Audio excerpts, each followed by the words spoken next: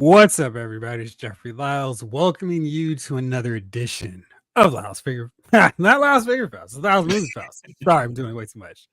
Lyles Movie Files is Wednesday night. What's up, bro? What's going on, bro? I'm cooling, playing around with the new video and audio setup, so forgive me if it's looking a little crazy, but I decided to try something else, see if that works. Hopefully, you're hearing me clear. We are clear. Outstanding. Yeah. Yeah, Jamelin, I am. What's up? First off, I'm experimenting because I was tired of how the videos looked when I was putting them up to YouTube. So I'm trying my cell phone to see if that's better than my webcam. Jace has thoughts. He's not getting into it though. Yeah. It's a different look. I'm playing around with it, so don't get too used to this. We'll see how it goes. Yeah. Once it's on YouTube, we'll see what happens. Yeah, that'll be the big difference. What's up, 80s kid from the 90s? How are you on this fine Wednesday? What's going on, guys? Chief is coming on a little bit later. I'm assuming this is the dog walking segment of our program. Yes, this is the dog walk. Then comes down, the dogs see there, they play with the toys, and then he's on mute for the first 5 minutes, gives us a thumbs up, just acknowledges everybody in the chat. Yeah. He just gives us this. Speaking of, are you excited about WrestleMania? Because I'm actually excited about the 2-night WrestleMania. And since they first started doing these things, I'm like, come on, WrestleMania doesn't need to be 10 hours. But I'm actually looking forward to this one. The build has been good. They're incorporating the story. Who knew wrestling stories matter to wrestling? But if you think you're doing wrestling, you don't need stories. But if you understand you're doing pro wrestling, stories matter. It's like when we were little kids, when everyone like, that's fake, right? You're like, I have some interesting news about the Easter Bunny as well. I got interesting news about everything you enjoy on TV. But again, it's, hey, do you like soap operas? That also may not be as genuine as you think. Victor might not have an evil twin who's taking around Nikki for 5 years. We don't know. So, speaking of Victor, I believe today is Eric Braden's 83rd birthday. Oh, perfect time. Yeah, you just perfectly pulled up. And Kobe Smolder's birthday is actually today too. Speaking of him, she's turning 42, or she turned 42 today. Okay. Yeah, Eric Braden, Victor from Young the Restless fame, is 83. Yeah. And also somebody who's not 83, Chief. What's going on, man? But I feel like I'm 83. So I identify as 83. So you're 83, it seems. In New York. Yeah. So there it is then. All right. Now, Jeff, do you remember that Victor actually played her father on How I Met Your Mother? That's why I said that. Of course I remember that. That's what I said. Speaking of Victor, yeah, of course. Well, maybe for everybody else who did not catch that reference, that's why I was referring to that as such. Chief, outside of feeling 83, how you doing today? I'm good. You got a new camera? Yeah, I'm fiddling around with my views and setup here. I'm not sure if I like it yet. I don't know. It's that different. Okay. What's up, Jace? Oh, what's going on? All right. No, I guess he's running to put on pants or something. Yeah. Listen, you gotta do these with no pants. It's almost look. Right after the episode ends, we all straight to bed. We're all like, time to get that Geritol off. You know what I mean? But yeah, all right. Hey, what's up, 80s kid from the 90s? What's up, man? How you doing? What's up, everybody? What's it, a light day? Parks? 80s kid from the 90s? Everybody's hiding in the comments? No, I mean, we still got a show. We got people watching. So again, when you start late, hey, I know what happens. Listen, I had stuff to do. I'm sorry. I apologize. Mm-hmm. I'm here now. The dog's got that's what matters most. All right, let's jump into all this stuff. Jace, let's talk about stuff that Chief has absolutely no interest in because he's not watching it yet. Not yet, of course. Yeah. No. I do, Jamlin. It is so not a 11 o'clock deal or even 10 o'clock. I'll be up for a while. Go with you. There you go. All right. Anyhow, so Invincible.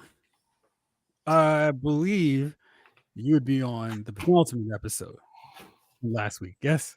Yes. All right. What are your thoughts? Once again, it's annoying how condensed these hour-long episodes seem to be, but you do get a lot of content in that hour. In even somebody who read the comics, it still feels like, oh wow, there's a lot going on, and I'm actually okay with the pace you guys are taking. Like the Donald revelation and what's not Mark's friend, Rick, yeah. Raymond Rick, Yeah, I liked how that. I don't know if that was in the comic book because I think half the stuff in the comic was more violent, but I think they let more violent. And that's the funny thing. I think the comic was more violent, but this show has done a good job of letting stuff breathe. In hey, there's ramifications for all the things, and I think they did a good job on this. The Mark Amber thing, I think they've done a good job on that. I know. I think we discussed earlier where she might not have been around as long, but when you have an actress of Zazie Beetz Squad, you don't kick her out after one episode. You actually let the story go a lot longer. Stick around here for a bit. Yeah, it's like we can find some time for you. Yeah, I think they've done a good job of that. So, and let's go on, James. And what I don't even know where we're going next. I have an idea where we're going next week, but to actually, just to have Anissa show up when she just like, yeah, Mark, you have a 19% chance of beating her. Just we have nothing here. we're screwed. I liked how they did that. Like, yeah, Invincible's pretty bad tail, but against a full-fledged tail-kicking Viltrumite, it's over. And when we saw how bad he got punished by his father, I'm thinking the rematch for somebody who doesn't actually like him is going to be horrible. So I'm liking where they're going to go. Chief, my favorite part when I asked Jace what he thought about episode is he breaks down the entire episode. Like one synopsis. There you go. So there's no other questions to be asked because he covers all of it. So I'm sorry. I think there's still more questions to talk about if you watch the episode of Invincible. We'll call him thorough Jace from now on. Right. It's just okay. Yeah. I think what they've done that's worked really well with it is they haven't rushed through subplots. And we're going to talk about a show that I feel is pushing the foot down on the gas pedal through the car with its pacing right now. But I think Invincible is working so well because they're letting supporting characters have moments. They're playing things out where it's like, listen, we got more seasons. We don't have to speed through it because we're confident in our storytelling, and doing it this way will result in a better show, better experience when we're watching all the way through again. Whereas some other shows we're going to talk about are acting like they've got this last episode. They've got one shot, as Eminem famously said. And I feel like this is better because they're just taking their time and letting things develop. And as you'll see tomorrow with the season finale, which I did see already, I've written my review. I feel so great. It's already done. I think they've done a really good job of setting things up for the bow for this season and starting everything up for next year or next season. Chief, this is going to be, after tomorrow, you can watch the whole thing. You can binge. You don't have to wait. It's going to be all there for you. Are you going to watch? I guess, did you watch the first half of those episodes? Or have you watched none of season 2 so far? I watched the first 4. Okay. So are you going to watch the final 4 appropriately enough this weekend? So the final 4 is going to be up where I can just sit there and watch. Right. Then probably so. I'm not. I told you I'm not doing any more of this 1 week thing. I'm not gonna do it. I just refuse. You know what I mean? I'm sorry. No, I did not, Mr. Parks. I did not read the comics. Although, I mean, the comics are always better than the story on TV. I mean, usually That's not necessarily the case with Robert Kirkman's books. A lot of the time, I don't know if I would say he's rushing. I think he's just, let me tell the story as quickly as possible because I don't know when the audience is going to die out. And you remember Walking Dead, how Shane was around for so long? yeah. All right, so in the comic book, Shane is gone after like 5 or 6 issues. His whole thing is wrapped up so fast where really like he was there through, was it all of season 2 or like But on the second note, wasn't Carl there the whole time? Like longer? So yeah. So they ended Carl before his time. I mean, the TV is just different. I always thought that getting rid of Carl was a mistake. His character he'd been in since the beginning. He was there. He had room to grow and eventually turn into a leader. Out there of one of the colonies. And I always thought they ended this storyline too quick. Shane got what he got. Was he there too long? I don't know, but it was good to see him die. Well, Carol is also a character who is killed off in the comics really quickly. Like she's gone. She should have maybe like by the second arc. She should have been in the actual in the TV series. She should have been killed early. She was weak. Carol was weak. But don't you think switch? That's how she gets treated in the comic book, where she is gone quickly. Yeah. Usually the weak die quickly, and Carol was super weak. She turned into this hard monster or whatever. After she's a monster, right? Look at the flowers, honey. That's right. Look at the flowers. She wasn't that girl though. She wasn't the girl to take a look at the flowers always. He was baking cookies. She was getting whooped. She was a victim. She was always scared, So, the comics, if she died early, that made sense. I don't think people can live in that type of environment and be weak. I think they will be the first ones picked off in a apocalyptic world. And in the comics, Andrea is around for a very, very long time. She's basically the Michonne in the comic books. I like that. So you know how she was around forever? Not the case there. James, I'm always constantly working to enhance the production. I don't know what the results so far of the camera, but yes, I did fix the microphone, got that going. Hopefully a little bit better so you can hear me clear.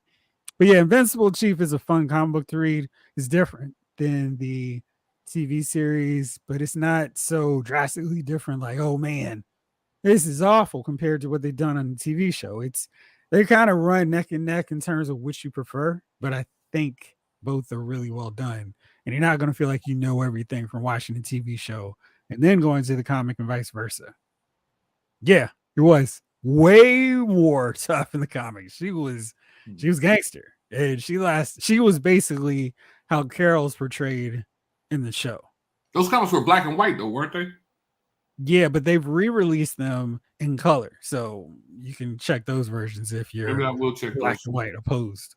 Yeah, I am black and white opposed. I don't know why. What's up, Ryan? How are you? Bailey, what's up, man? I think Jason's writing some notes now. Jason looks like he's doing something. He really does. Kind of suspicious. Like, is there another text you're sending me that I'm going to forget to look at and mention? No, you're good. Okay, good deal. All right, so it sounds great, much clearer. Now y'all are doing a great job. Keep it up. Thank you. Appreciate that.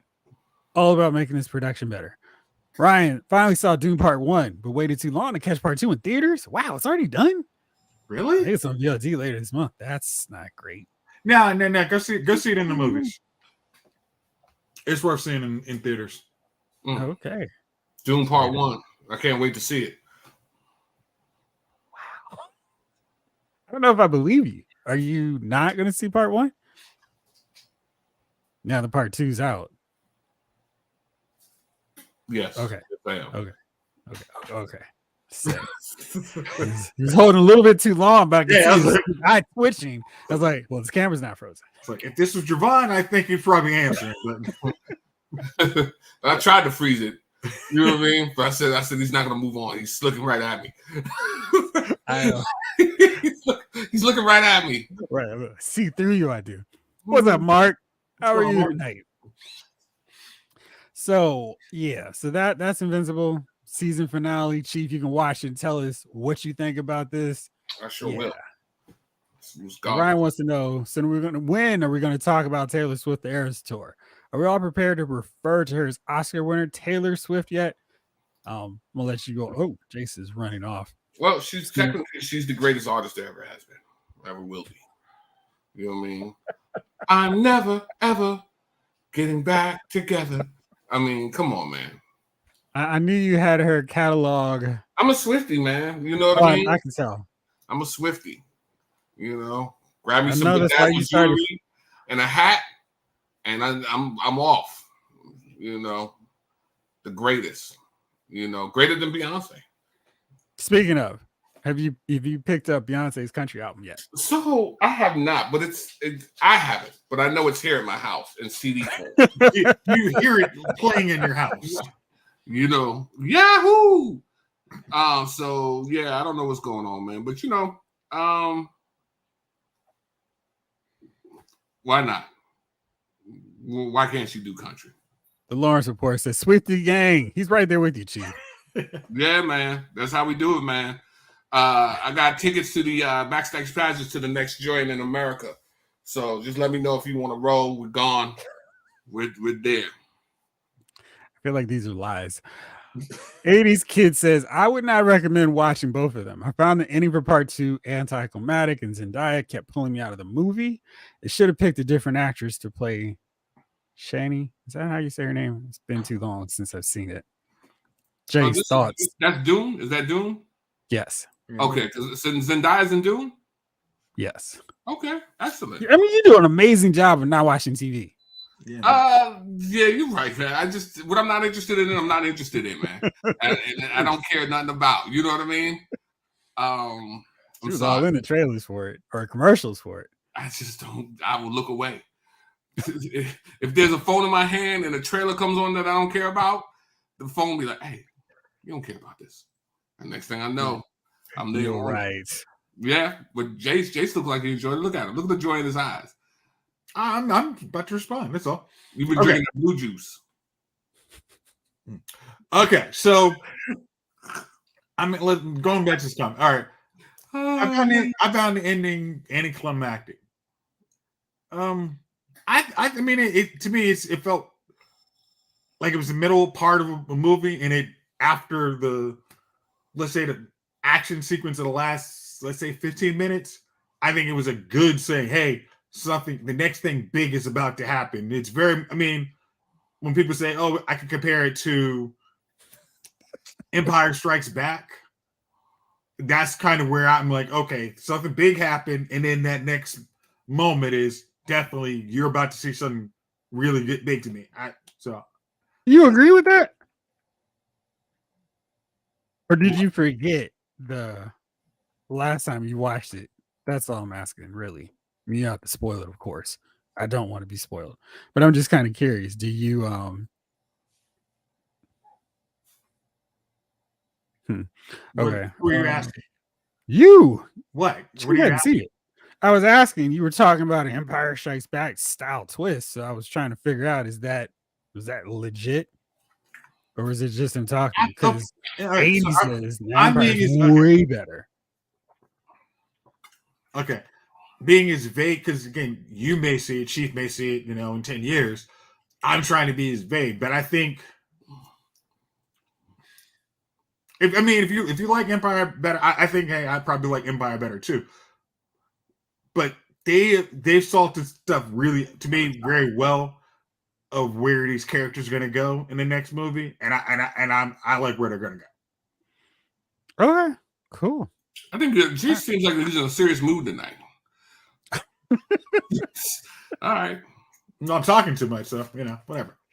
Oh, his feelings are hurt, Chief. Okay. Yes, I am. Bro. I'm Uh-huh. sorry. I'm about to be off this podcast. I'm quitting next week. This is my last show. Uh-oh. Yeah. I know what road you're going to be on next week. Listen, don't joke with him. He's in a serious mood tonight, man. You're right.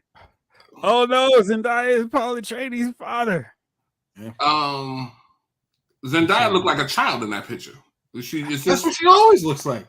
There is again is a love interest for young Peter Parker. She makes a lot of sense, but when it comes to other things, it does not work. Because I don't know if you've seen the trailer for Champions. Oh yeah. It's- Yeah. I'm like, But you thinking about 11, 12 years old in that picture, right?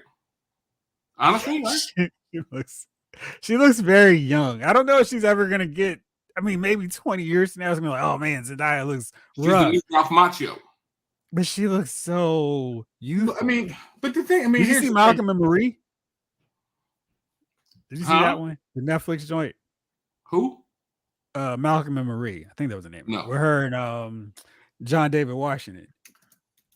No, I did not. It was basically them in their condo after a party or apartment yelling for 2 hours. I wouldn't recommend if you haven't seen it already.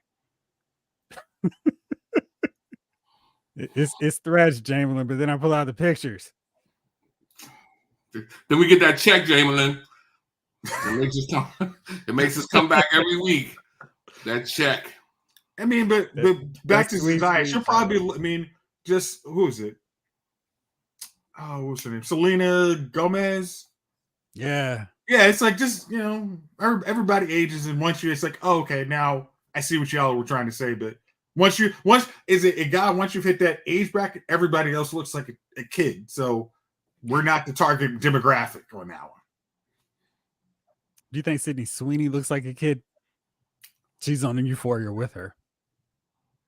Hey, she, if you like that, now he's not talking for a different reason. Listen, I'm not messing with Jason tonight. He seems a little aggressive, man.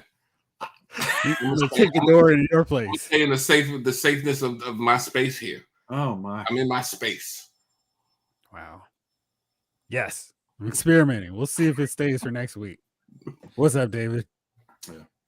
All right, so we got big news on the MCU front, and I cannot wait to hear what you all have to say about this. So, we have casting news on a Silver Surfer. Note that I did not say the Silver Surfer. Julia Garner, who's won Emmys for her role on Ozark and Inventing Anna, will play Silver Surfer. She's going to take on the role of Shala Ball. And I'm sure that name is like, oh, Shala Ball. She is the girlfriend of Norrin Rad before he became the Silver Surfer. And he's like, I got to protect my people. And decides to become the Herald of Galactus. And in modern comic continuity, Franklin Richards becomes the new Galactus. And he gives her the power, cosmic power. And then she is also a Silver Surfer. And she and Norrin Rad are both the Silver Surfers because Marvel's been very creative. Hey, we need a lady Dr. Octopus. We need a lady Bullseye. We need a lady Electro. We need a lady Silver Surfer. So she's going to be that version of the character. What do you think? Jace? Okay. Does that mean we have to jump to how she gets the power? I mean, why are we even saying we have to introduce Silver Surfer? That's a great question. That's the genesis. Like, why can't we just get to, hey, Fantastic Four?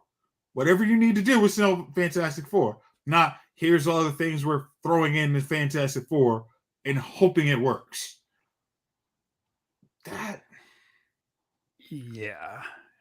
Oh, that's right. Because she doesn't care about Fantastic Four. She just wants to watch it burn. I'm just watching it burn. Yeah. I'm just watching the fire starting to burn right now. I'm just watching the flames come. I'm glad this is happening. You know what I mean? I hope Reed Richards is cast as a female. I hope already been cast. Fantastic Four is females. I hope the whole universe just women from everywhere. There's not a man in there because men are bad, women are good. And I hope that all these things happen. And I hope you enjoy Fantastic Four. So, you know what? Yeah, it looks like it's on its way to what I thought it was going to be. Yeah. They are what we thought they were going to be. Yeah, I know. Okay. Well, you heard it. Yeah. Don't. All right. So, yeah. Yeah. Omega 579 says Fantastic Four movie is DOA. Thank you, brother. What's going on, Omega? Hey, listen. 80s Kid says, I don't understand the new comics. It's all a bunch of remakes. It's not for you to understand, 80s. They don't care. They just, you know what I mean? And let's be honest. You've all saw the Ozark. You know, Judy Garner's about 4'8". They didn't even cast a tall actress, a woman actress, to be the Silver Surfer. It's just, she's 80 pounds. I don't understand this. I don't even understand this move. I'm glad that this is happening to y'all, though. I'm glad that this is happening. That was needlessly. Yeah, it puts shots at us for this. Needlessly We didn't cast her. Yo, I'm glad this is happening to y'all. You guys are all, I'm so excited for Fantastic Four. Chief, it's going to be great this time. We're going to do it well. And they're just, yeah. And I told you this joint was going to be some cut. I told you. Okay, Jeff, can you explain to me, because when you 5-5, by the way. When you mentioned this, how is Franklin Richards the new Galactus? That's just stupid. I mean, Franklin has all kinds of powers. I mean, it's not outside the realm of possibility that some writer decided, let's just make him Galactus. Let's just make him Galactus. My issue more is just they're trying so many random things, which I don't feel helps tell stories of characters anymore. And it's just, this is shocking, isn't it? You know, maybe it's good. I don't know. But Julia Garner she's not tall. She's 5'5". So she's not going to be a very tall and imposing Silver Surfer. But okay, I mean, just from a concept perspective, you expect somebody tall, lanky to be on a surfboard. Do they have to be? I mean, just like think. You mean just think if you if you picture in your head California surfer. This is beautiful. You're such a hater. I don't know if that matters if you have the power cosmic, how tall you are. But I mean, again, your job is, if you're casting, okay, you should say, all right, let's what are we looking for here? All right, is that really what we're trying to get to? I don't know. David Thanos says, how about sticking to the basics that we all grew up on? Well, the thing is, there's different readers all the time. So that audience of what we grew up on isn't necessarily the 40+ year old demographic. You were saying something, bro? No, because here's the thing.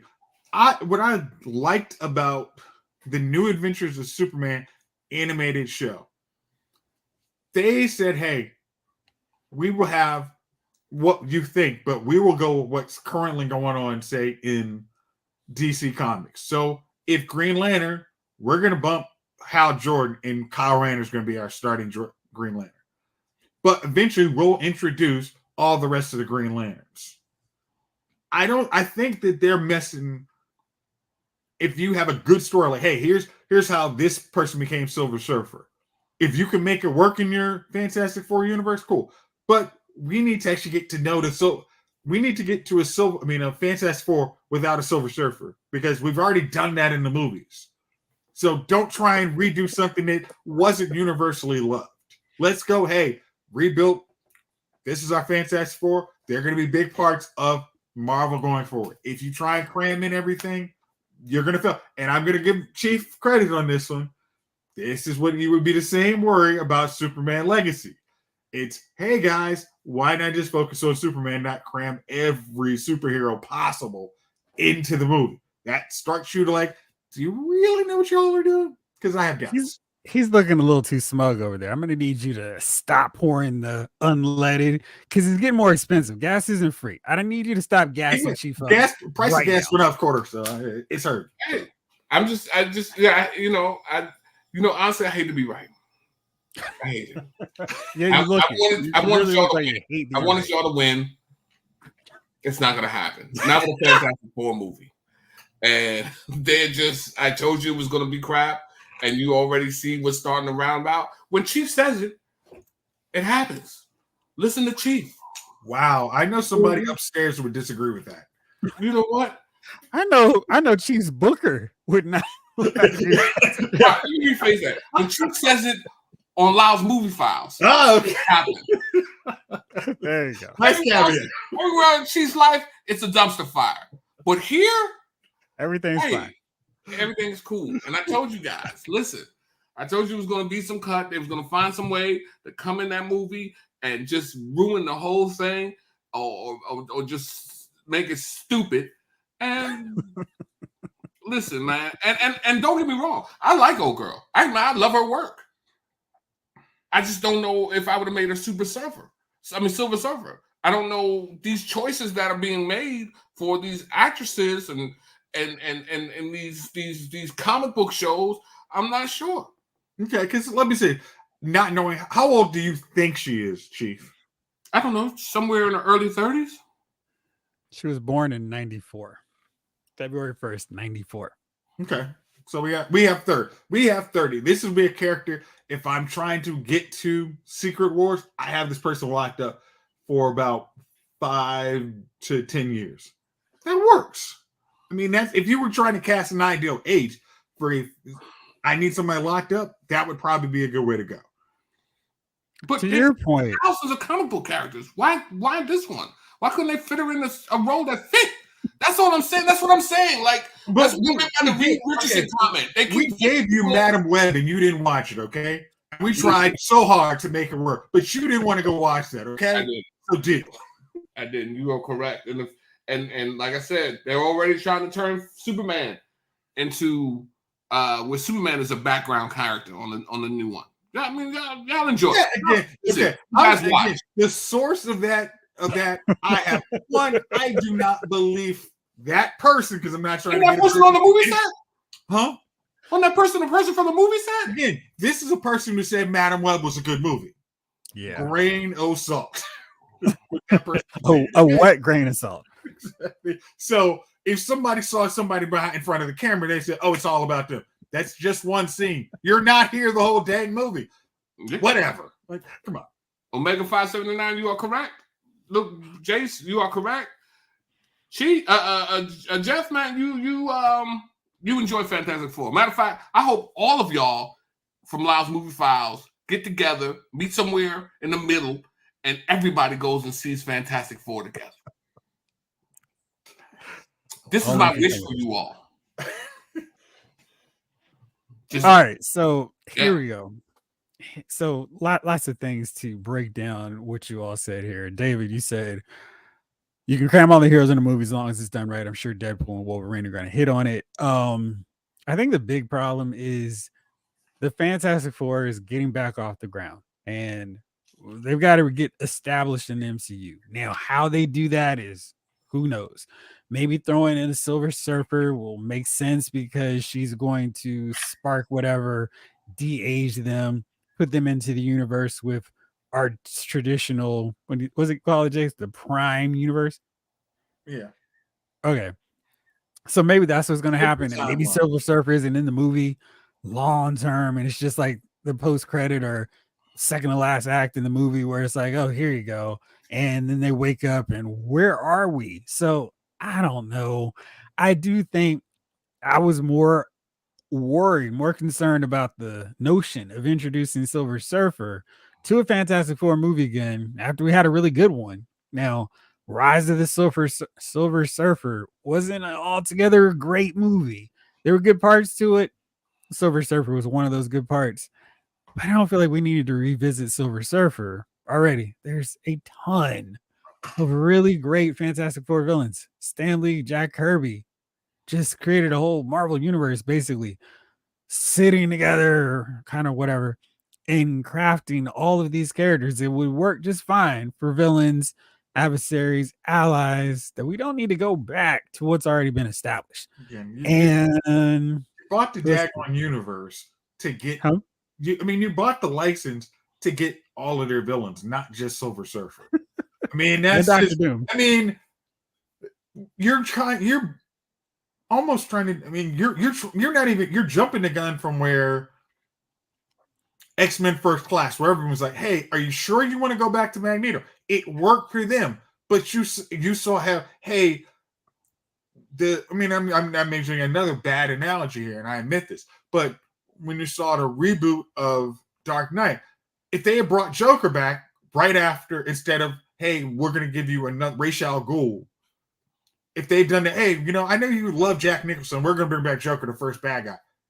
That's not going to work. You need to, hey, these guys can stand on their own, and then if you want to mention, hey, there's a Victor Von Doom out there. I know there's an old classmate of yours. You don't bring you bring up your, I don't know, B plus bad guy before you start bringing A characters. I mean, bring Mole Man. I mean, before you bring Silver Surfer back. I don't know. It sounds expensive. All right, Jay, she sent this to me, and we definitely need to get into this. The Disney shareholders reject Nelson Peltz and Ike Perlmutter's backed attempt to get control of Disney. And why is that important? You may be asking. Old Nelson and Ike are. I was trying to think what word to go with. They're morons. Let's go with that. Yes.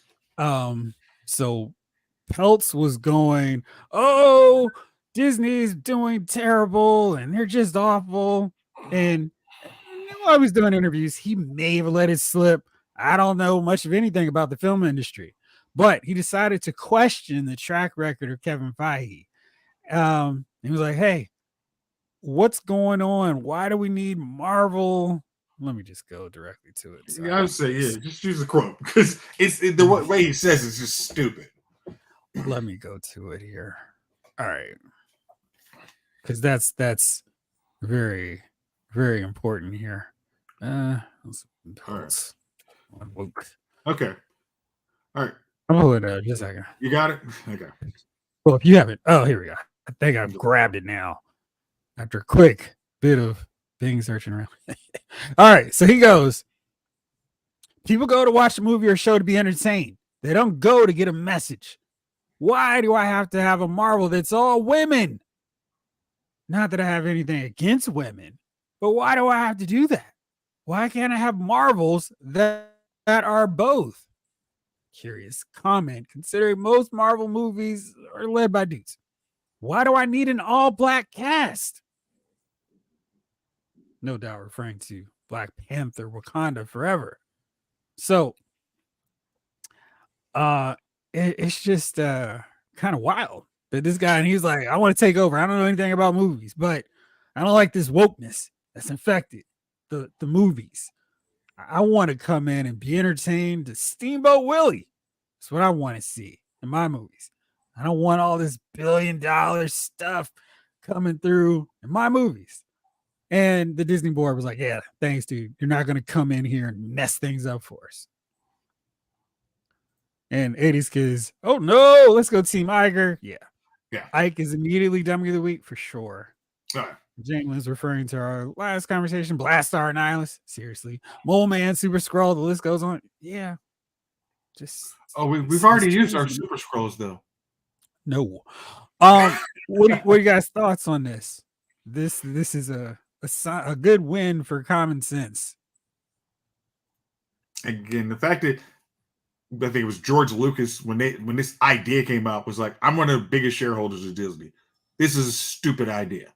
These people don't know anything about me, and this is probably like, I know these guys don't know anything about movies. They're just trying to basically, we're going to raid this stuff. We have no idea about movies. We don't really know about theme parks. We're just going to try and give shareholders more money, which usually works very well for Bed Bath & Beyond, Toys R Us.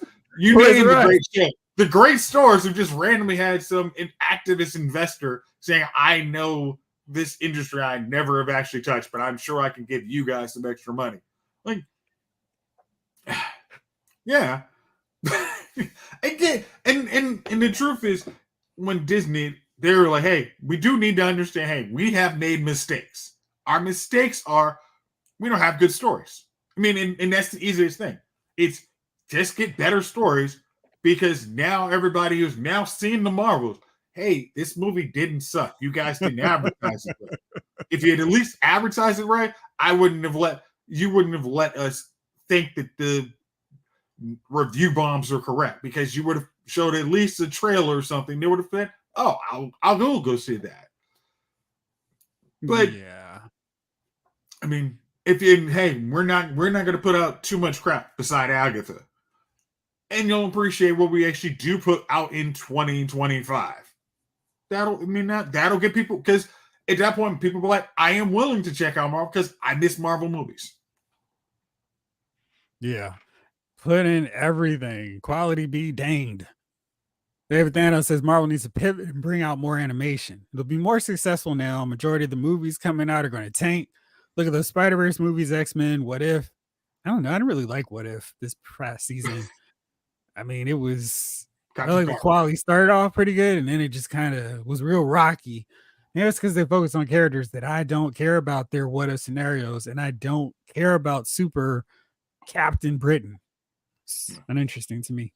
But yeah, I mean, X-Men 97. Wait, geez. I mean, in all that time, we're going to talk about that. Did you watch X-Men 97?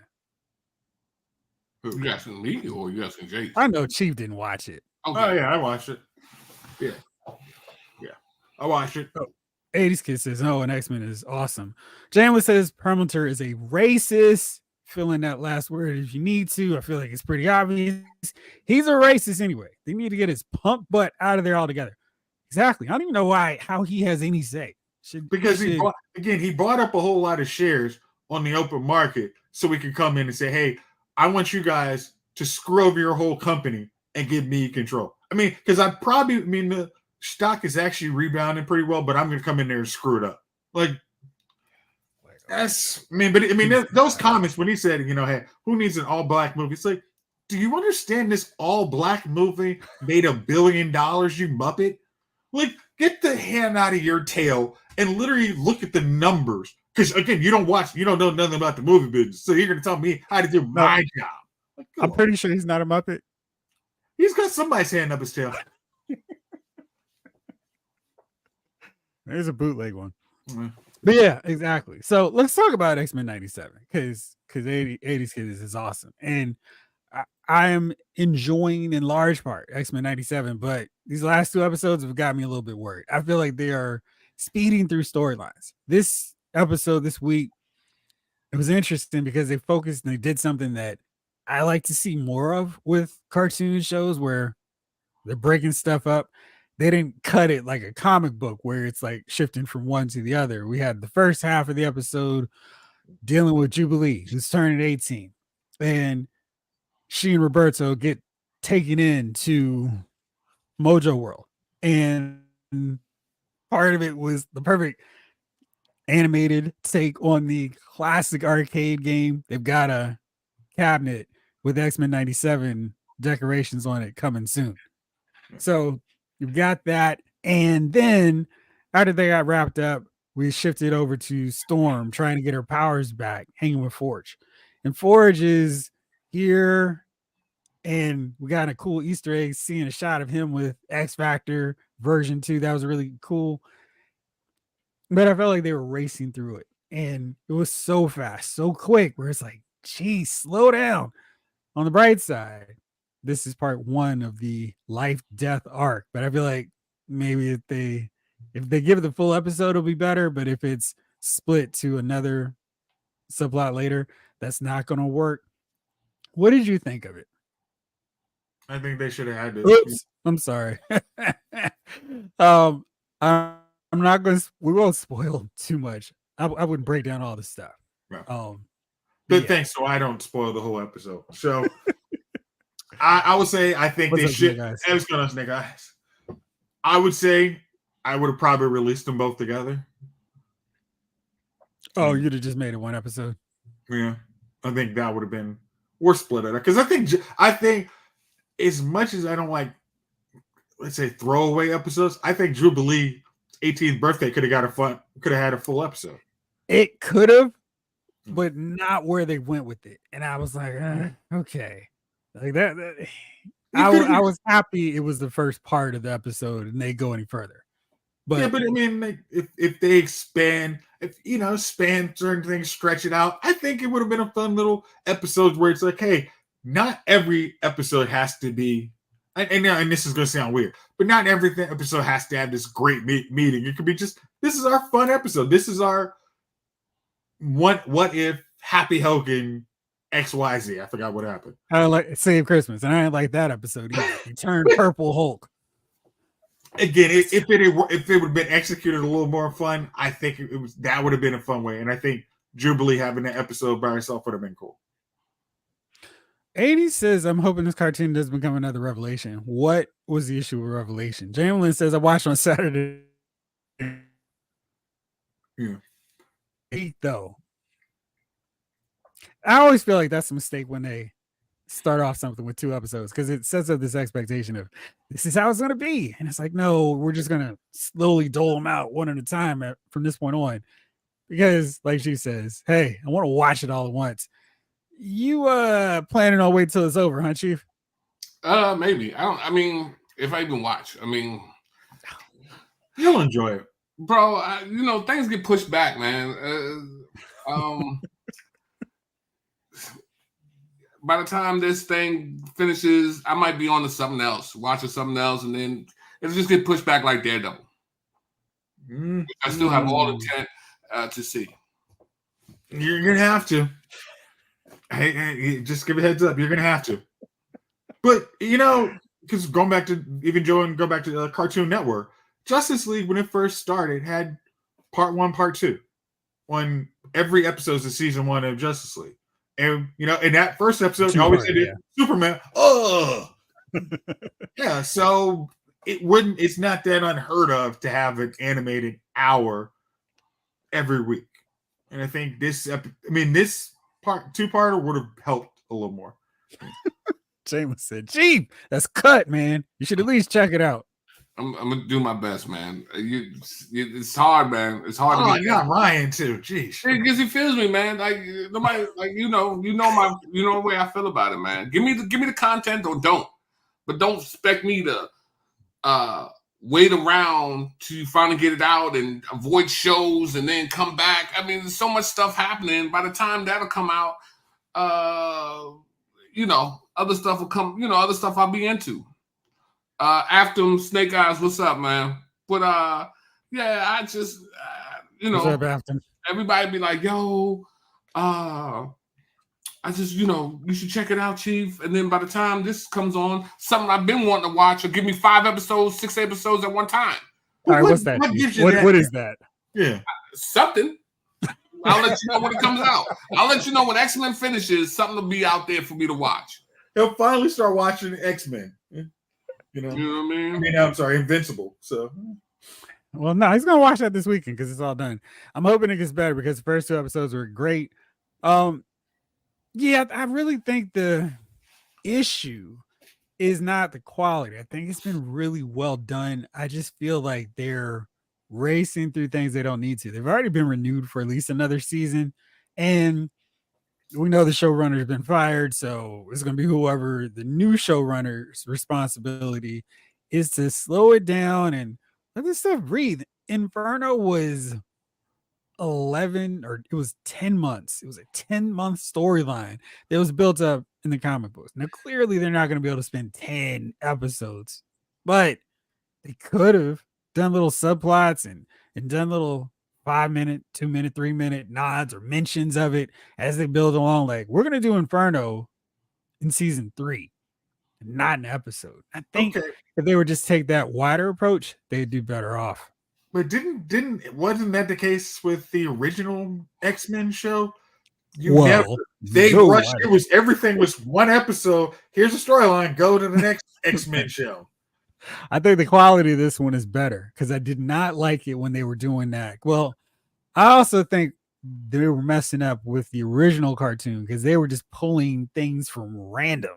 It feels like this one is following, like, one storyline is leading to another one in a logical manner, whereas the other one was just, oh, this is a cool storyline. Let's pick it and plug it and throw it in here. Jamlin says, I do know what you mean, Chief. I tend to stockpile shows to watch in my leisure. Indeed, my friend. Indeed. It just only makes sense. You know what I mean? You just got to chill and when you're ready to watch, you got to jump on it and start watching when you get that time, man. But like I said, man, this one at a time thing, because when you're ready to watch, you're ready to watch something. You're not ready to hurry up and watch an episode, and you set a block of you set along a block of time. All right, well, look, I'm Saturday, ain't got nothing to do. My first Saturday, I'm not doing nothing. I want to watch blah blah blah, and then Why you you sit got the down radio voice? and Why'd you get the radio voice? Hey, yeah, I'm gonna sit down and watch something. Yeah, I'm gonna watch something. And you sit down, man. I don't think that requires a block of time. That's right. You sit down and it's one episode, man, and then now you're irritated because now you got to keep in mind what happened to the, trying to go back. Sometimes, what happened in that last episode? What did he have? Exactly, Jamlin. Hey, what was that song that always came on? Loving, The Art of Making Love. Used to have it used to be just a instrumental. Yep. Oh, Yep. You know it. Yes, sir. David Thanos says, I agree they need to slow down. Exactly. Mm-hmm. Ryan raised an interesting question.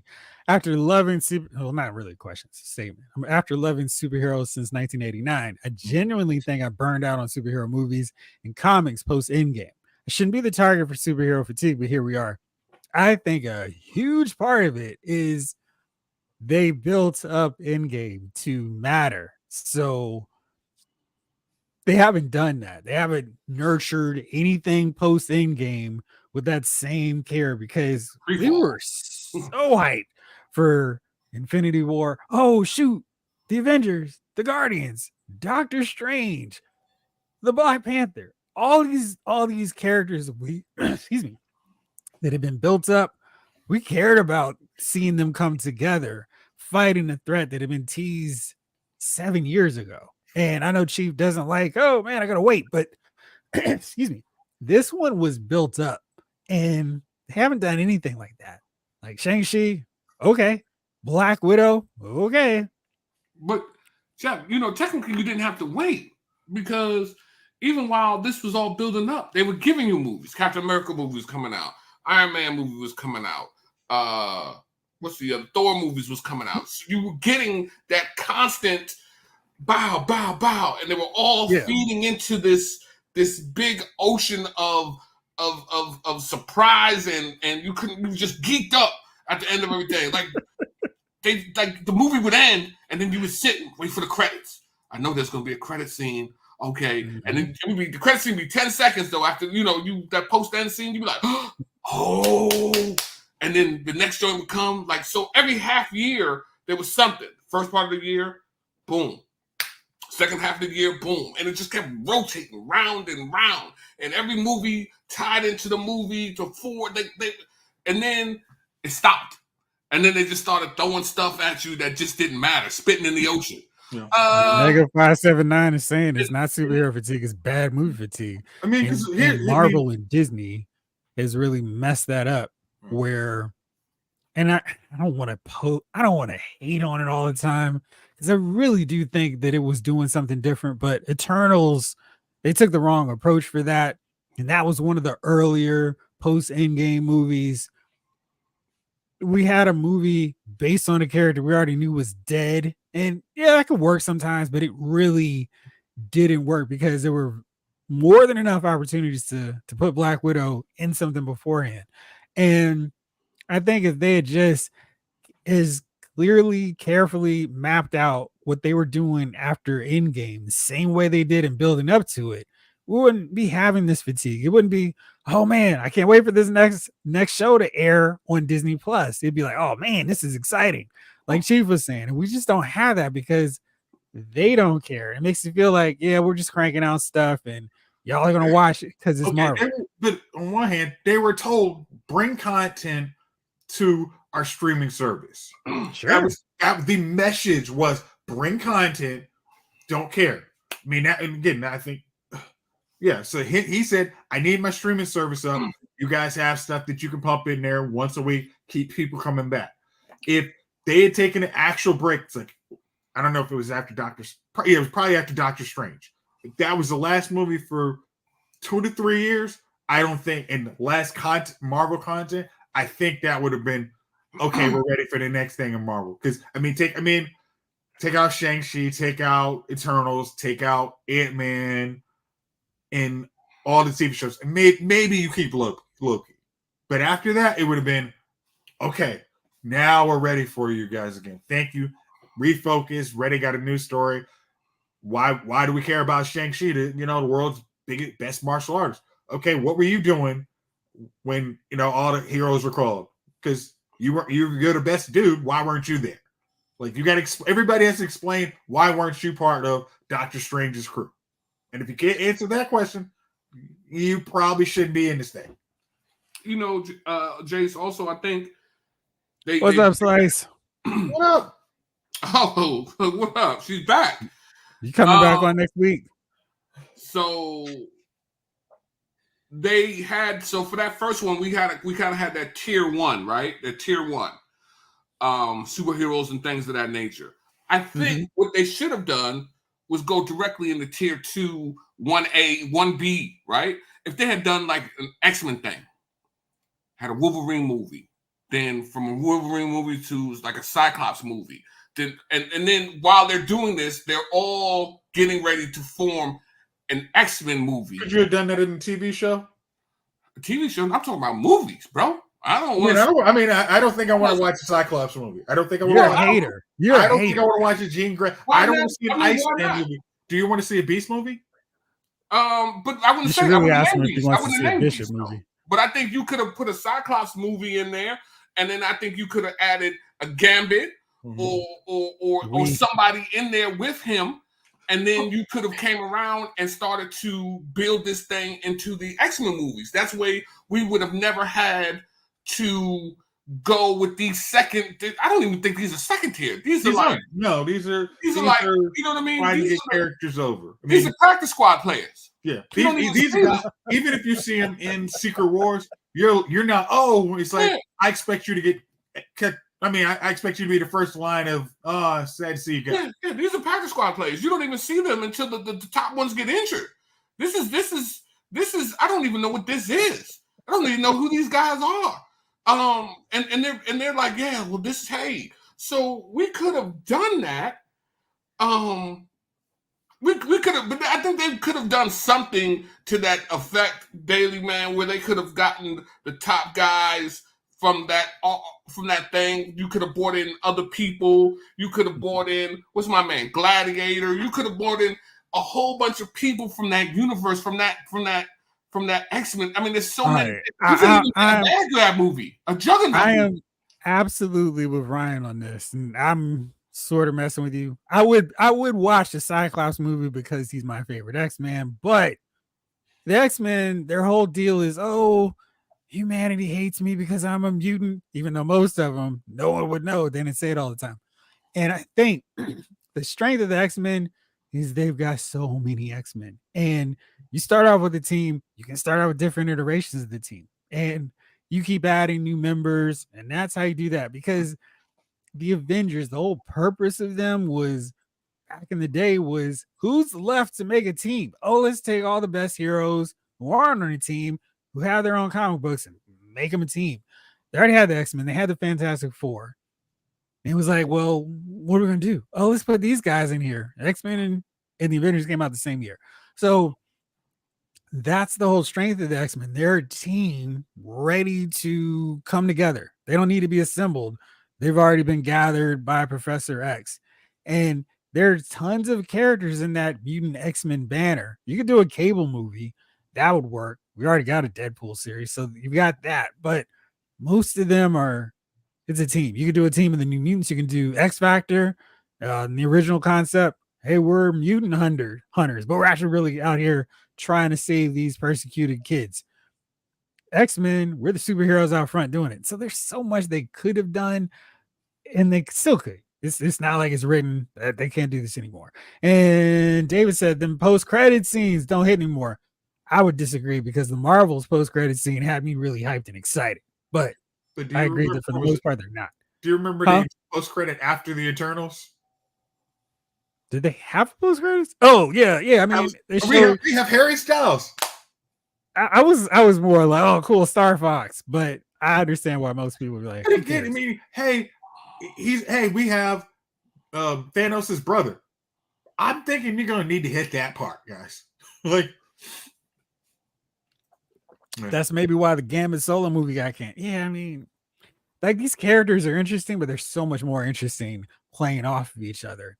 And the fun with the Avengers was they are these standalone characters who come together and kind of learn how to be the most elite, best ever fighting unit. Whereas the X-Men are together because it's a matter of survival. We don't have anyone else but us. We gotta stay tight before somebody goes no more mutants, and it's half of us are left. So yeah, it's a lot of stuff right there. Come together right now over me. Over me. Mark A says, remember when Fox was planning to do origin stories for all the X-Men? Pepperidge Farm remembers. They found out why that was a bad idea after the first one, Wolverine, which was a terrible movie. David Thanos says X-Men has a lot of cool characters and not good in solo movies. Right.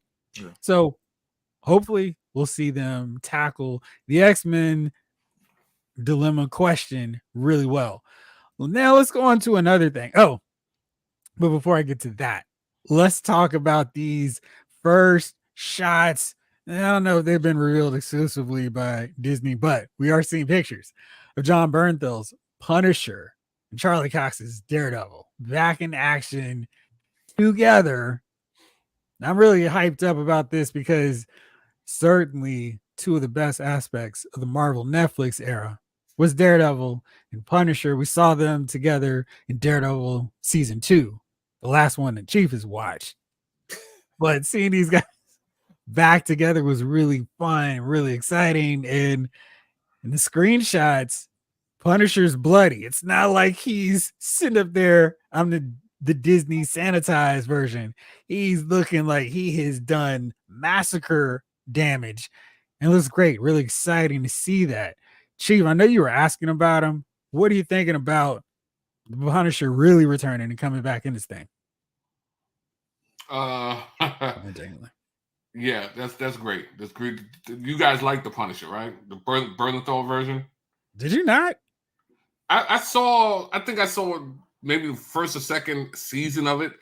I remember him burying a dude in the cement, part of part of a building. Yeah. But it was all in that Daredevil universe right around the time they were shutting everything down. You know me, man. I don't even know why you're playing with me, man. You know me.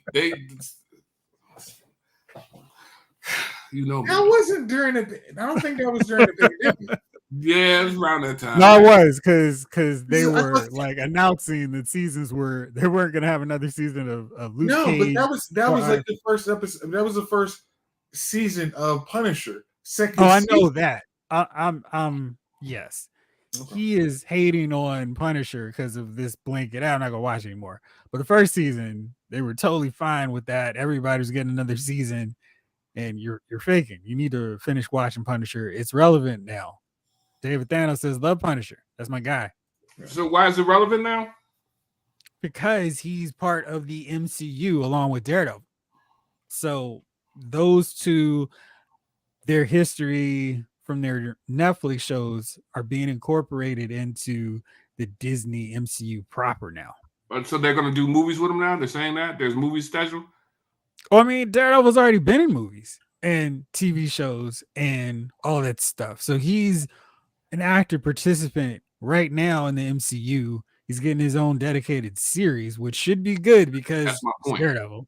So he's going to get his own series, is what I'm saying. Daredevil, yeah, they're shooting the Daredevil series right now where Punisher is showing up on it. Okay, that's what I mean, because him doing a little cameo in a movie as somebody's lawyer, didn't my loins weren't aflame for that. So I don't want to ask what does get your loins aflame. I think that's your own personal business. I'm gonna leave it to you. But what would get you hyped up? I'm glad that they're bringing them back, but I would love to see everybody come back. What's my like man? Warzone. Have you seen it lately? It's. I mean, I Fun. watched it. That's not bad. What's the name? The bald head guy. Bullseye? I know. The What's black my guy. name? Part of the Defenders. Luke Cage. Oh, Ray this is Stevens. Ray Stevens was in that. That was good. No, I'm saying I want to see them all come back. Oh no, I was responding. Reopened. I was responding to the Warzone comment. But no, I'm just saying that series, man. The music they incorporated in it. I love that series, man. And then they canceled it just as. That's what I'm saying, man. It's hard for me to get back in it, man. They canceled it just as it was getting good, man. They gave me the finger, and then they turned around and was like, "Oh, we was just playing. We was just playing. We saw." Again, that was a business. That was Marvel not trying to cut Netflix in on the money. That was I get it, but you still got the finger. And I don't like when people pick the finger on me, and then I don't like when people give me the gas face, personally, Chief. It's cool. Hey, man, you know what? I gave you the finger the other day, but today I don't even feel like doing that. Come on, get a plate. No, I don't want a plate. You know what I mean? I don't want your plate, man. You know, and that's why that's the honest reason why I never got back into them again. I feel like you had me there. I was watching. I was coming through that joint. I was checking it all out. And then you was like, we're canceling everybody. I mean, I really season was perfect. Chief, I think if you rewatch if you rewatch Daredevil, Punisher, and you watch those seasons, I don't think it would be hard for you to go, all right, the embargo's over. I'm going to go back and watch it. Right. Come and get this fish dinner. And then make me pay for the fish dinner after the finger. You're supposed to give me that thing for free. Man, we put some hot sauce on it. Come on. You know what I mean? What's that joint? That starts with a B. What's that fish? Branzini. That's Branzini. That ain't tilapia. It is me, fancy fish guy. Yeah. Talk about you all the time, Jace. I know. Yeah, man. So that's how I feel, man. I just I feel like they've done us so dirty with them joints, and now they're like, yeah, come watch, come on back. You know what? We're done doing you dirty. I know we put sugar in your gas tank, we flatten your tires, but hey, all that's forgiven now. We forgive you. You know, they're forgiving us. Come on back. Okay, I'm going to say this. If you knew you had a crisis of confidence with your fan base, why wouldn't you at this point pull a DC and stop Agatha from coming out? Because I think it's done. But it's already done. Hey, I'm sorry. So was Batgirl. I think you have to say, hey, if this thing is not good, people are going to lose more confidence in it. Wait. I mean, how good could Agatha be for you to be like, oh man, my faith in the MCU is rekindled? Like, again, I don't care about Agatha whatsoever. It's not going to affect my love or hatred for what they're doing right now. But as somebody, as you see, more your fellow critics are going to watch this and reinforce on their pages, hey, MCU sucks. And people are going to go, see, this is why I hate MCU. I'm over it. But who really wants to see an Agatha series? Like, I don't think people are going to be disappointed because it's like, they're going to be like, Chief, I didn't ask for an Agatha series. I'm not going to watch your Agatha series. When they actually announced it, I don't think there was a big clamoring for the Agatha show, but there wasn't. All right, so here we go. More things that I don't think anyone cares or wants to see. We're getting another Matrix movie, apparently. It's in the works from writer-director Drew Goddard. Interestingly enough, who was involved with Daredevil. And Goddard wrote The Martian, directed Cabin in the Woods, and he's going to be joined by Lana Wachowski as the executive producer. So, how excited are you about Drew Goddard working on the newest installment of not Daredevil, of The Matrix? Is it supposed to be with Keanu Reeves? Don't know. No. I don't even know why he would come back. That last Matrix was. I think horrible is too light a word. Atrocious. Sub horrible, probably underneath that horrible. It was bad, man. It was, I don't know, man. I don't know I don't know why they put. I don't even know why we had to watch that. I remember thinking like, what am I doing? Like sitting on the couch thinking, what am I doing in my life at this point? And you were watching it at your house. That was the other thing. Yeah, you should have stopped. that was an easy one. I didn't understand. Like what is going on here? What was it, my man? Neil Patrick Harris? Yeah. I was like, yo. Why is Merovingian here? I forgot he was in that. Bro, it was a bad movie, man. It just didn't make any sense on any level. It was stupid. It was stupid, and we were stupider for watching it, and we were stupid after watching it. You know what I mean? It lowered our IQs at least by 30 points. I don't understand, oh my God. Bro, Jalen wants to know I didn't watch it. Was it Coming to America, man? It was, I won't say atrocious, it was horrible. Right. So, yeah. What do you think about that comment? It stunk. And it was the elephant from Jabu the elephant. I think in terms of Coming to America bad, no. Coming to America was just needlessly terrible. And it just felt like, why are y'all doing this? The Matrix movies hadn't been great. Like 2 and 3, I watched 2. I think 2 is better than I remembered it.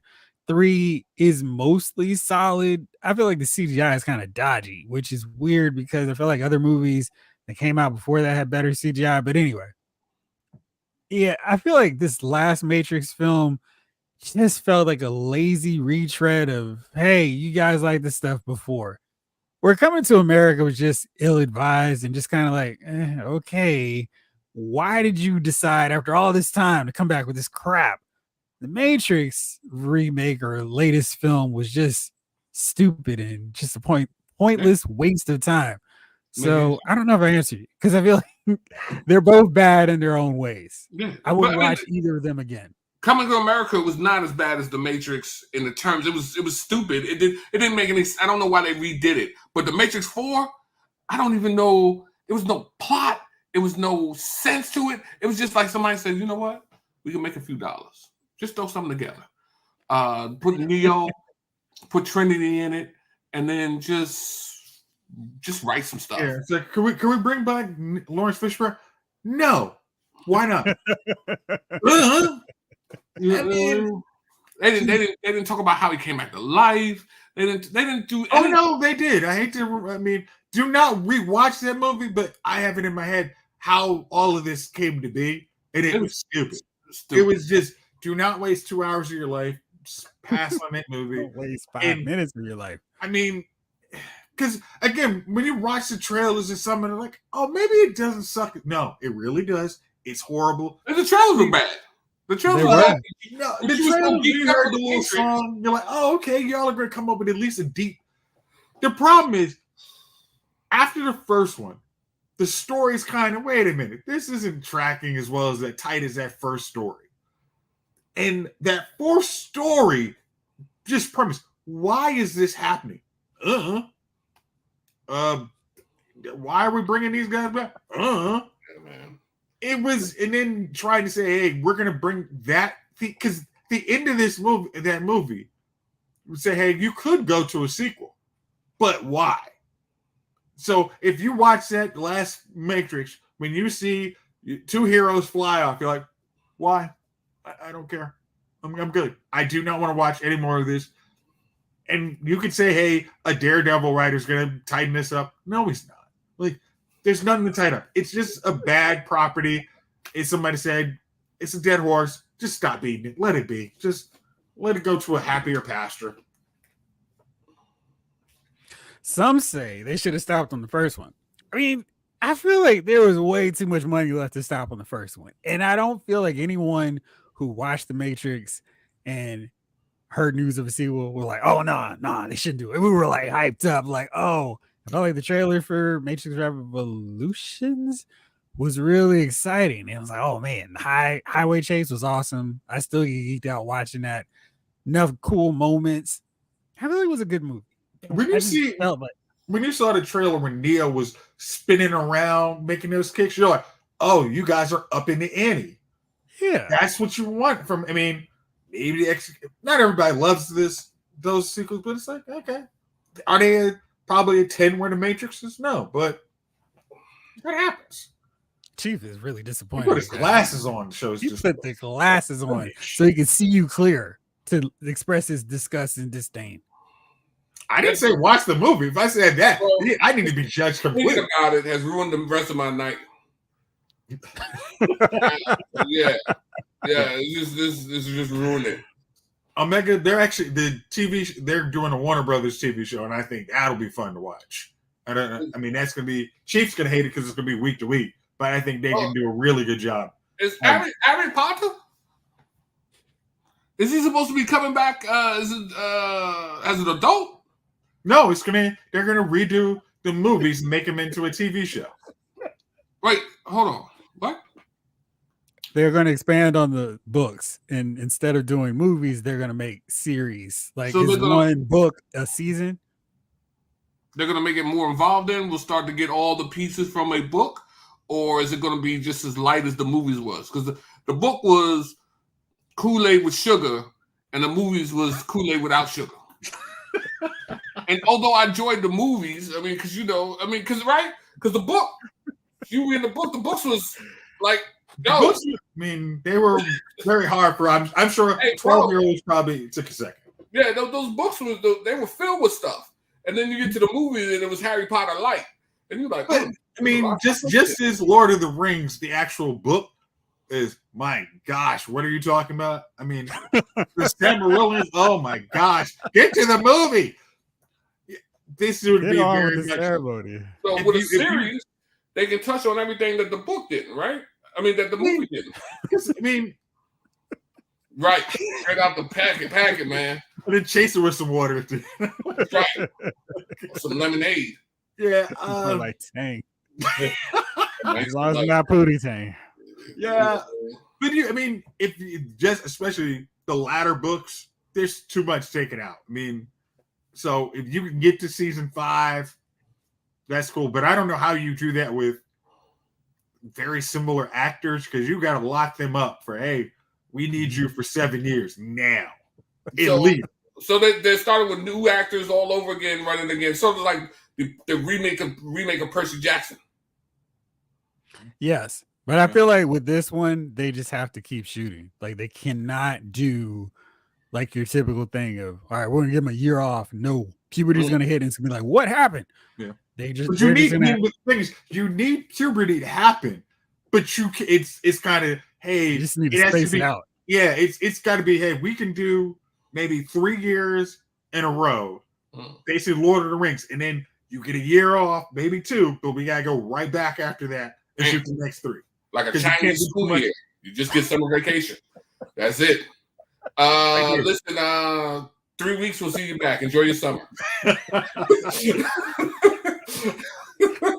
It's over, Prime. It's probably gonna be, we're gonna have one actor, and we're gonna have the actor behind this person just in case somebody gets frustrated and quits. That means Harry Potter got to start off at like 3 years old. You're gonna probably have I mean, what's he, 11? He starts at 11, so you're probably gonna have a 14-year-old at best, because we're not having somebody who looks 16 running this, because it's gonna show by the end of his book this guy's got his favorite scotch. Like, no, right. I mean, or Harry gets tall. You know what I mean? He hits a growth spurt. You got to start him off lower than that. He'll get that summer growth spurt, grow 6 inches, and be towering over the rest of the kids. You got to get him like 7. Exactly. Yeah. Listen, let me tell you something. He can do it. He can do it. I like the way to bring it back, Chamberlain. Way to bring it back. I see. Hermione. Oh, that was funny. Absolutely. That was quality. All right. Well, last bit of news here. We got some rumors about Superman's villain for the Superman film coming from James Gunn. Who would you like to see as a villain? All right, let me preface it by saying it's not a villain we've seen in any Superman live action movie before.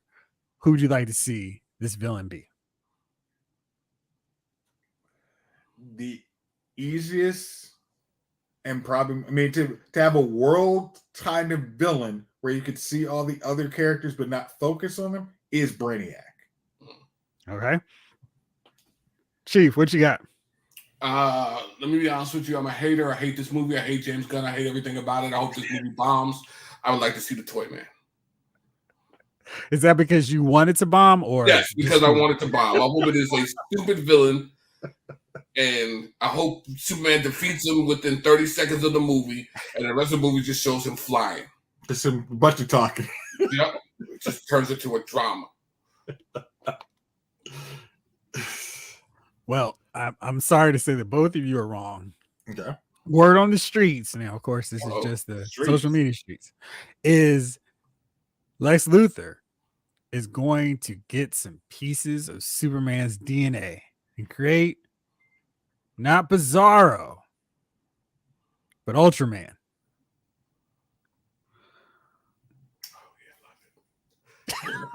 Jay should not even see a Chief's face. I love it.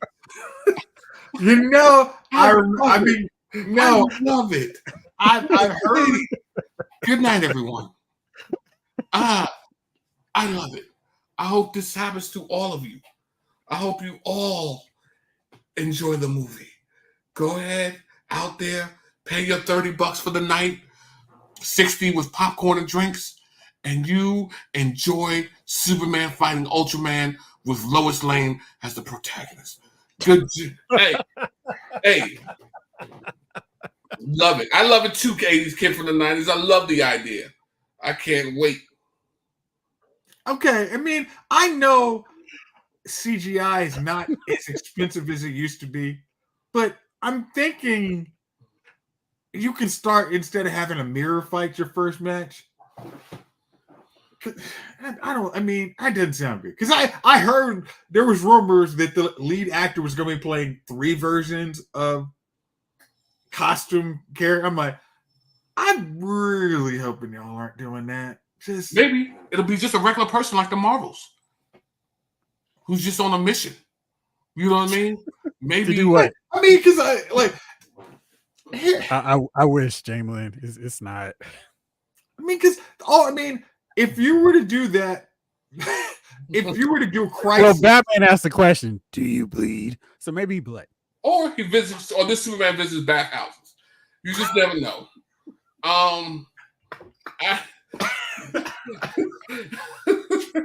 Okay, because I mean, first off, Robert Kraft. We have to go long enough that this person knows Superman's been around and he knows to scrounge up Superman. Second. Today's the 3rd. Yeah. I can't wait. I love it, yo. I love it. And I didn't think, I was like, yo, something's going to happen to me. I'm not going to live to see the movie come out. But now I feel like I'm going to go in. As soon as this show is over, I'm going to go in. I'm going to start lifting weights. I'm going to live to 2025. And I'll probably die the day after this movie hits theaters. And I want to tell you guys, I'm excited for you all. I'm excited for you all the new movies coming out. I'm excited for you all. And I hope Fantastic Four is just as great as this one. I hope the villain in there is just as spectacular, man. Spectacular. I feel like I need a hate emoji for Chief right now. He is really bringing it.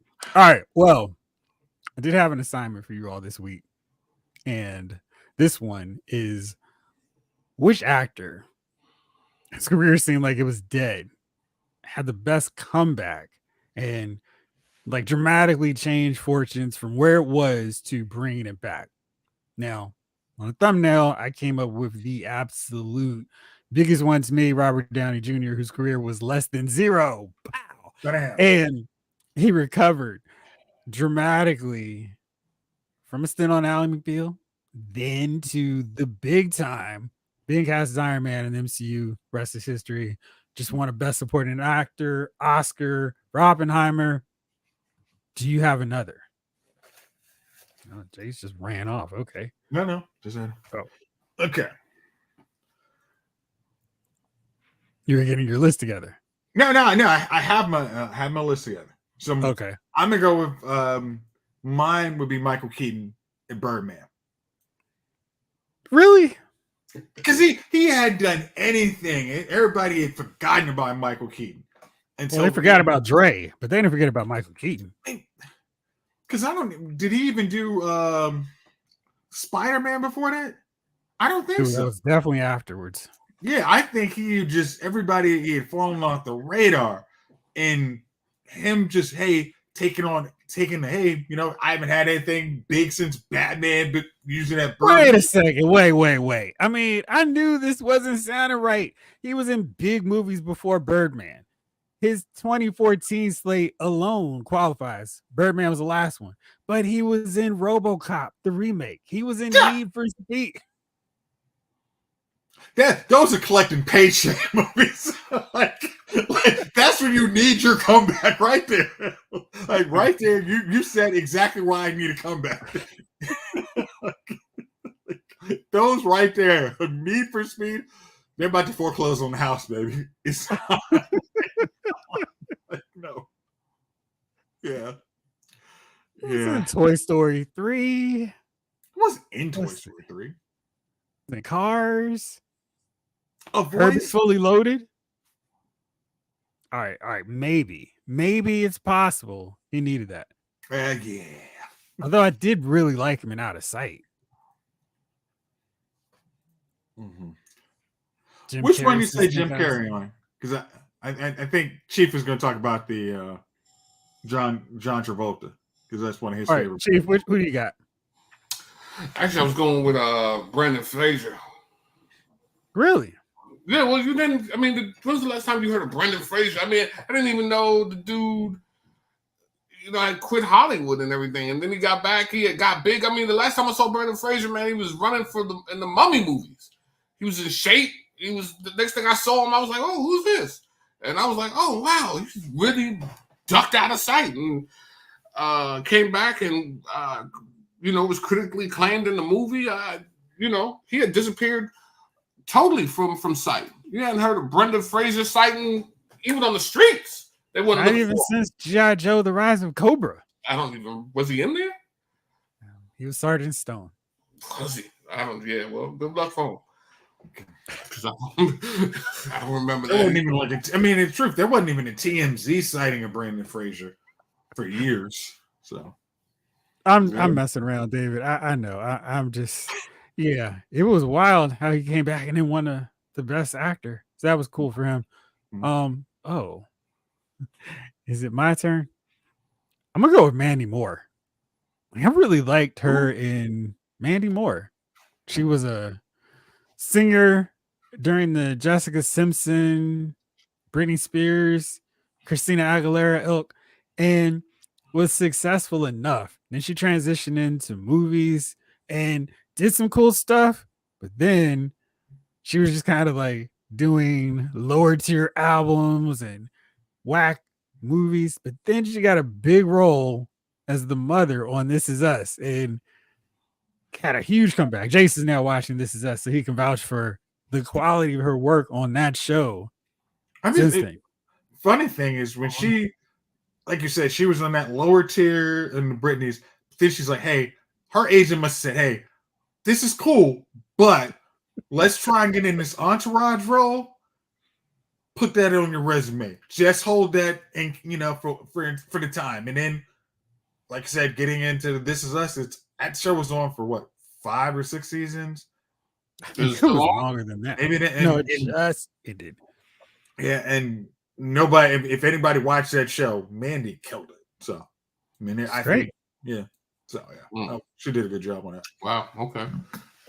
All right, so we got Jamelin up with Mickey Rourke, and wrestler, probably. Yes. And David says, I was going to say Mickey Rourke, but after the wrestler, he hasn't done nothing. But he did do some stuff. I mean, he was in Sin City. He did Iron Man 2. And that was after the wrestler. Boyd. Audience Hey over. man, I want my Boyd. That was fun. Let's see what else has he done. I mean, I feel like he's done things that wasn't Expendables after that too. I really liked his role in that. It was cool as Tool. So what else did he do after the wrestler? Because I feel like that's important for the sake of our discussion. It was Marvin Sin City. Was that after or before the wrestler? That was he did the sequel to Sin City after. But I mean, he did Once Upon a Time in Mexico. I liked him in that. He was in Man of Fire. So I feel like he had some stuff. I think that he was getting acclaim for the wrestler. But yeah, we definitely made a comeback there. And Jalen says, good show. She really showed some range on This Is Us. That is very true. Oh, yeah. David Thanos says Jason Bateman. For which one? For, oh gosh. Probably Arrested Development. Yeah, I was thinking that. He's been quiet lately, but still come back. Yeah. I mean, Arrested Development or Ozark. What's that? Ozark? No. Well, I was going to say Horrible Bosses. Yeah. He's done some stuff. All right, what do you got next, bro? My next one is going to be. I already brought this up. It's Sylvester Stallone in Expendable. Brought back the. Not only did he come back, but he actually brought back a whole genre of just shoot 'em up. I mean, bringing back good action, 80s action movie. I mean, that was almost a dead genre, and he brings it back with 3 solid movies that just have old school 80s action fun. Yeah, I did enjoy the first 3. I haven't seen the 4th one yet. Chief, what do you got? Oh God, I'm looking at my poster of John Wick. Keanu Reeves, man. And I'm not saying his career had totally died, but he was doing a lot of B movies. Like straight to video things. And John Wick, man, I mean, it's and he was always kind of, he was a franchise guy. I mean, he did the Matrix and things like that, but this John Wick is that's his puppy, his baby, and he's back.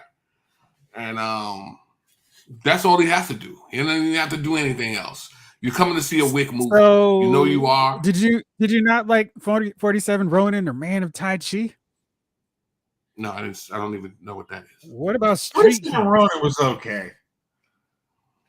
Man, and Constantine. Constantine was a long time ago, bro. But that was after the Matrix. That's why when I read that one, I was like, I don't think he really had I don't think he just kind of.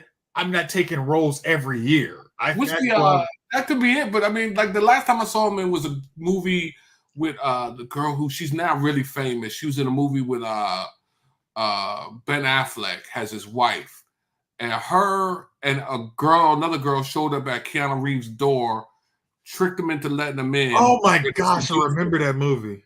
And it was like, but it went straight to video. It's like it never came out. It didn't seem like it came out in theaters. And they seduced him. That was stupid. That's what I'm saying. He was doing stuff like that. And then Shorty went on to become really famous. But Keanu really didn't start doing anything again until he did the John Wick. Now I gotta find this movie. Jeez. It was really Keanu? It was Keanu. It was one of those. Right. Okay, seriously, dude, why are you opening the door? That doesn't make any sense. Seriously, John Wick was cool. The movie Keanu was a real comeback. Mickey Rose says, "I don't want any more Bill and Ted movies." I agree, bro. I don't know why we had any more. But yeah, they knocked on his door. They got him to let him in, seduced him, and he was not going to because he was married. And he literally, It's like, hey.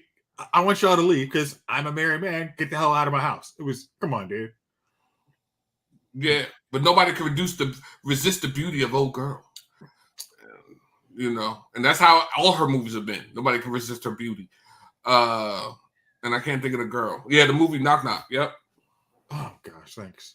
Gosh, that was 4.9. I kept going over that because like, there's no way. There's no way it's that one. Oh, Anna de Armas. Oh, okay. Yeah, I told you she became one of the girls that became to be somebody. Yeah, in the John Wick spinoff, Ballerina. How about that for going full circle? So, yeah. So he wasn't doing Jamlin anything. comes through for us again. David Thanos says, we all know the Wick movies are him plugged into the Matrix. Well, it has to be the way he be getting away with stuff. Like John Wick is the single man's version of Fast and Furious. What are you talking You know what I mean? Well, I'm saying he doesn't have a team understand. around. But the action sequences are over the top. But in a good way. He's just doing it in cars. All right, let's see here. Let's see if this one holds weight. I'm gonna have to go back before. All right, so the very first one, which was a long time ago now. Okay. What about Johnny Depp? Pre Pirates of the Caribbean. There we go. He is. He does look out for him. So Johnny's let's see, before Pirates of the Caribbean, he did From Hell, Blow, Chocolat, The Man Who Cried, Sleepy Hollow, The Astronaut's Wife, The Ninth Gate, Fear and Loathing in Las Vegas was 98. So let me see. From Fear and Loathing was 98. He didn't do much of anything until 2003. So I would guess he would qualify, which is interesting. He's on a Did rock Depp ever really go away? Huh? Yeah, I can't really say Johnny Depp's fallen off. For the most part, if you like Johnny Depp's acting, I like that. That was right before it. Yeah. Weird thing. Right? Did you see Before Night Falls, The Man Who Cried, The Vicar of Dibley, L.A. Without a Map? Oh, yeah. Okay. Never mind. Yeah. My favorite is Donnie. Exactly. Donnie Brasco. Chris Evans is Captain America. How's that a comeback for him, 80s? Because he left. He was about to quit acting after Fantastic Four. Yeah. He's even real he was the best part of those movies. Now, he said he was like, because that everybody should have quit acting and moved to Iceland. Lived in an igloo.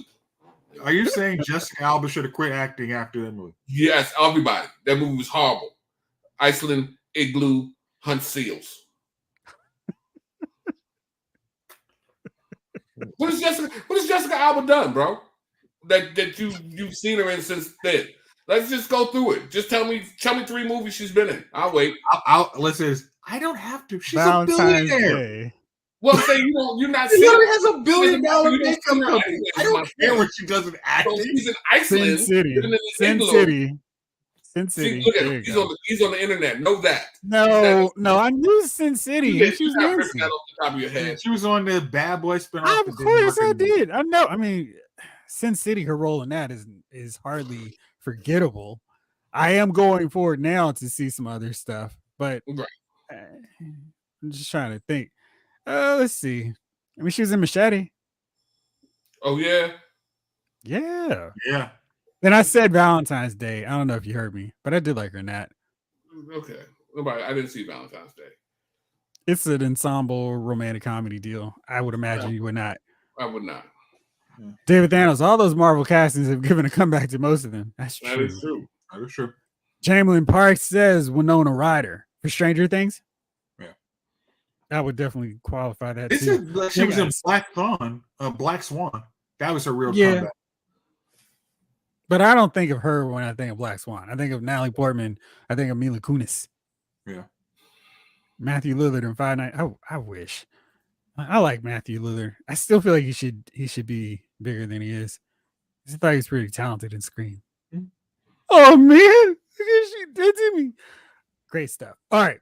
I think Shrew forgot she was in Black Swan. Exactly. Like she was there. Yeah. You guys got any more? Oh, I got one. Leslie Nielsen for Airplane. Well, nice deep dramatic roles rolled up. If he doesn't actually make that switch to comedy, it's over. What about Liam Neeson in Taken? There you go. That's the other one. I don't know John Hutcherson. Isn't that he's Peter? That's Josh. Okay. Mike What was Tyson. his comeback? He's in. I think he's in 5 Nights at Freddy. Oh, he is. Right. Okay. Yeah. Chief, you got any more? I was just saying, Mike Tyson, man, and the what's that movie? Oh, Hangover. Yeah, The Hangover. Mm-hmm. No, that's a great call. That dude was. He's still good. Yeah, that was a lifeline. Yeah. Yeah. Woo, man. That was. Whew. All right. Well, fellas, it's that magical time. Oh, David Thanos says Tom Cruise at his 20 mission. I would argue that his comeback was really Tropic Thunder because people were tired of him. And he did that. It's like he got a whole extra boost. Like, oh, he's funny. I would say that. But yeah, it definitely helps him reinvent himself as an action star. All right. Who are your nominees for Dummies of the Week? Since Jace is apparently quitting, why don't we let him go first this time? Okay. Thanks. My last show. Okay. All right. So I know we talked about our my dummy is Nelson Pritz. I mean, literally just try and say, oh, I don't know anything about Disney. I don't know about movies. But why do you have to have these movies of all black cast? Because no movie has literally had an all black cast. No, the Marvels did not have an all women cast, and they make money. So for him to actually just have that come out of his mouth and loose, and probably just doesn't sound like he's a generally good person. He is my dummy. What you mean? The racist isn't a good guy? Yeah.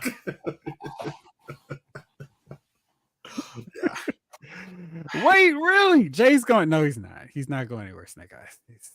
He's locked in. We signed into a contract extension, so he's good. Yeah.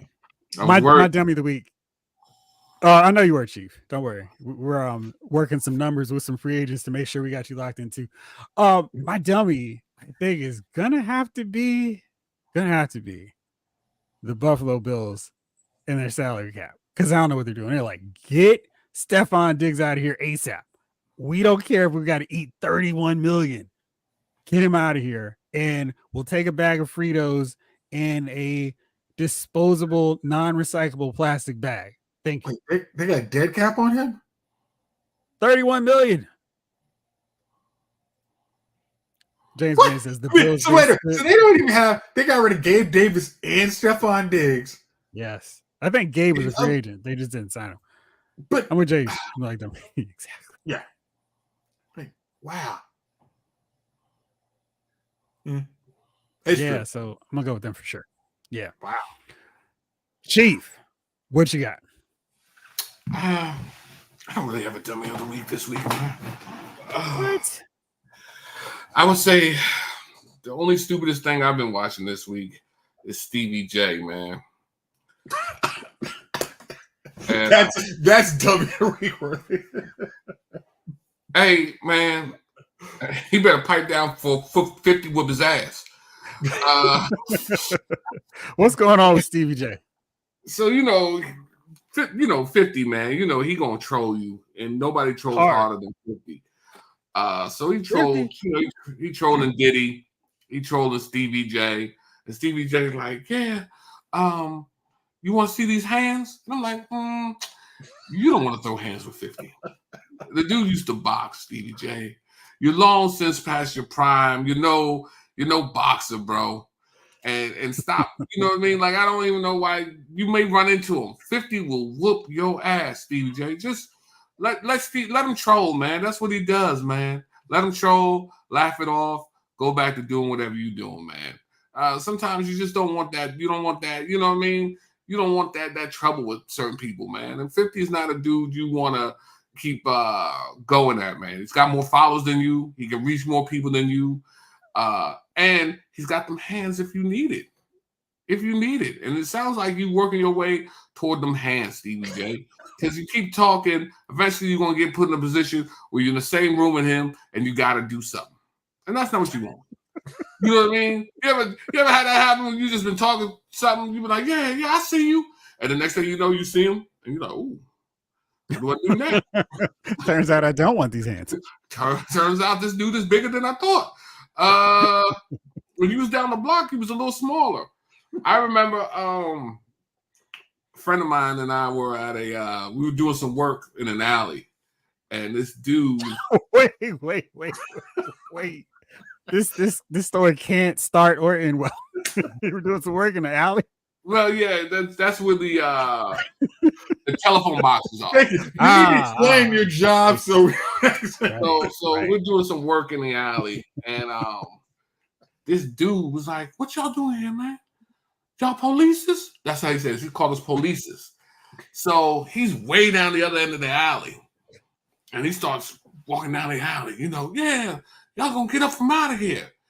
And so instantly, whenever somebody starts making up wolf tickets, I just put an imaginary line in the cement, and I say, if he steps over this line, I'm going to hit him. You know what I mean? So he's coming down the alley, woo, woo, woo, woo, woo. And, I'm almost 6'2". My man was sizable, so we just sitting there and then it gets about 30 yards away, and we got bigger. And I could see it in his face. On the other end of the alley, objects and eyes may appear closer. And they haven't moved since I started talking. I'm almost on them. So he got about 30 yards away. He was like, yeah, don't let me see you around here again. And he walked off. And I was like, mm-hmm. And I had that line. I was like, man, because I was going to crush his soul. But I feel like once you get into that position where you've been selling them tickets, either you got to poop or get off the pot. And, so in my world, he got off the pot and nobody saw. In 50's world, when you jump off that pot, everybody's going to see. And 50's going to troll you forever behind it. Leave him alone, man. Leave 50 alone. So that's it, fellas. That's all my dummies for the week. Oh, we was talking about, I don't know if you can see this. So travel chess set. Right? I don't know if you guys are into chess or whatever, but our good friend Chef Lyles at Lyles Movie Files, if he comes up with some sort of contest, man, we will send this travel chess set out to you as a gift, man. So Jeff, you set up the contest. It's brand new. It's never, we're not gonna send you no free. It's still in this packaging. It's ready to be sent out there to whoever wins the contest, man. It's quality. I pay for it. So trust me, but I don't do chess. You know what I mean? So you're more of a checkers guy. I'm gonna watch y'all play. And then when at a certain point I'm gonna get sleepy and close my eyes. So here it is. Bam. You know what I mean? Quality Zoom work there, Chief. Yeah. And to let you know that it's good, it was handcrafted in India. From Shisham and boxwood. So enjoy that. Enjoy that, fellas. Enjoy that. Absolutely. Omega 579 says I'm a Cody crybaby. Mama Rhodes. Look at shit now. And David Thanos wants to know, y'all gonna see WrestleMania this weekend? Yes, sir. You better believe it.